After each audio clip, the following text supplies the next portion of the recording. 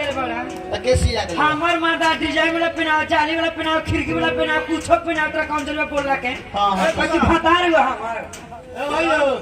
हमनी के जोड़ी कैसन बा? हाय दादा जोड़ी एकदम एक लगे खराब होली बात मुझे तो भाई बहन खड़ जाएगा जोड़ी भैया हम राम जैसा, भैया हम राम जैसा, भौजी हम सीता, आ दोनों आदमी मिलके छिला हम पपीस्ता। हमनी पपीस्ता छिले अपन बारी में रोपाइल बा कि ना रोपाइल बा त छिल के कवन किया बेला तोर भौजी तो वे बतिया तो कहता है ये बतिया कहता है। ठीक बा बात करते ना भौजी से बात करी अच्छा बतिया बा सुनो ना एगो बात कही बड़ा खुशी के बात है भौजी कौन बात है कहबा तनु जाने हां भैया ऊपर जाए के तैयारी कैले बा कथि ऊपर जाए के ऊपर कथि ऊपर तोला देखे माथी समोरी गति माथी माथी कहबा निमन से हमने बात बुझब कहवा जाए वाला बा विदेश विदेश तो भैया बोल विदेश से फिर विदेश जाए हां भैया देतनी सुना ना आय तू लड़का वाला घूमला फिरला में चिंता ना रहे हां आप तो जवान हो गई बड़ा ना कमाई बता बियाह कहाँ से होई तोहर भैया 3 साल विदेश से आइला तोहर पालिए जाए के अब 2 जना विदेश देख ली दोनों व्यक्ति के राय घाटे के रहेलन इहो कहता तू है देखा मर्दो कहता तू है जो लेकिन हम जाइबे ना आए कहता नहीं हम ना कर भातार जाई तू घर में खाली खाए बका और बाबू के खाइने एक गोहिया फिर भी आ सब लाल रे कथि करबे हमर खिस जुआइल ते एक बेर ना घर में 2.5 घंटा लगातार मारे करू करावत आनी मारता मार चारे साला मऊगावा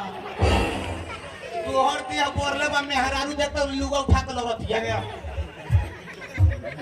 ए हमरा मेहरारू से काहे मुंह लगा बता दे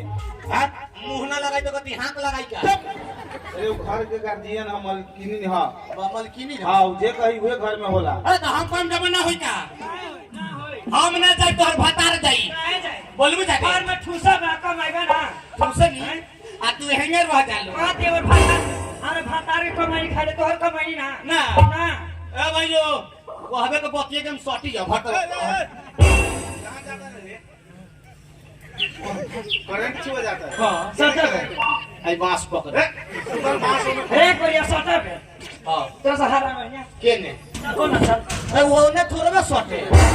आन मस्ती ला सुनले बानी बांस में लाइन रहेला लाई रहता है हां तो बांस में सटे अरे भरे सब नंबर तो सर आप पार्टी लोग के भोज किया ये था आ खिया ना दे भोजे खेले के पकड़ाई बार रे सोना कोने लिए कोने हम जा देना बोलते नहीं ए बिगा देख हम अपना मेहरारू से तनी बात करे अच्छा आते कुछो बीच में मत बोली हम ना बोले ना तो बोलबे मामला खराब हो जाए हम विदेश जेबो ना करम तोरा जाके ना बोले भैया जाइयो चुपचाप रह बतिया बोला हम खोलावा तानी ए मेहरारू देखो बिगना भी बच्चा बा एकरा कहता नहीं विदेश जाए खातिर ते विदेश नहीं खे जात हम ज्यादा नहीं विदेश कमाए सुनिए ए बालक बैठ अरे ये ठंडा में छोड़ के जाता नहीं हल्का लगा गर्मी चढ़ गया बेसी स्वाति कहता नहीं ना बोले खातिर ते काहे बोलता रे हैं मेहरारू हम जाता नहीं विदेश कमाए आ तोरा खातिर हम विदेश से का आन दे हम का चाही तोरा अरे ना मने विदेश जाबे करे हां तो विदेश जाता नहीं तेरे के ना देखले तो नीमन ना लागेला एको तो अच्छा हम लोग बाहर का मोबाइल पे हाथ चलावे वाला हाथ है हां बैठा दिए मोबाइल सोच ले विदेश से मोबाइल पे ठइले अच्छा तो 7 नंबर 8 नंबर चौपल पर 5 दुआरिये में मिली अरे मोबाइल भेज दे हमरा से बात करी आई पतोबे का फिल्म देख रामायण महाभारत तोरा रामायण देखे के आदत नु बा बारह रामायण देखे वाली भइल बा